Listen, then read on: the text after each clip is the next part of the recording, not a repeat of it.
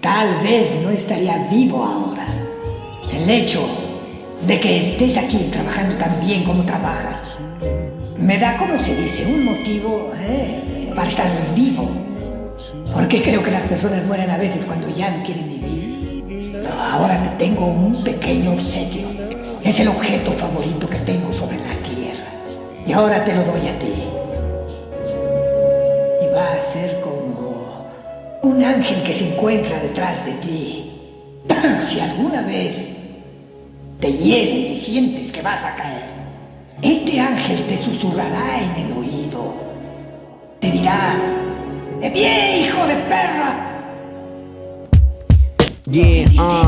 Es un vínculo interminable que nace así nos une. Sobre círculos se expande, hoy respiro su perfume. Sigo firme en sus ideas, pensamientos encontrados. Me acompañan lapiceras, son espadas, 1000 candados. Marco trazos, amplio paso, universos y fibrones cuando lo alcanzo. No soy de gatos falsos, doy mis pasos. Cargado de freestyle en el mundo que no aguanto. Tantos roces, no seguí voces.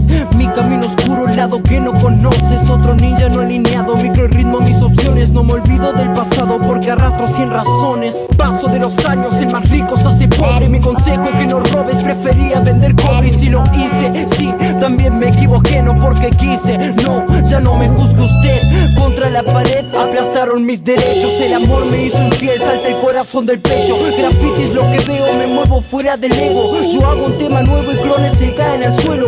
Luego al respirar, que nunca se me acabe. Practico la humildad, se convierte en mi llave. Insomnio por las noches, a veces el sol sale. Aprendo de errores, aunque nadie sabe. La mujer es nuestra madre expulsadora de los males. Son mi gente talismanes, cada frita son señales. Sobre vida artes marciales, humo en la tarde. Te traté como una reina y preferiste ser carne.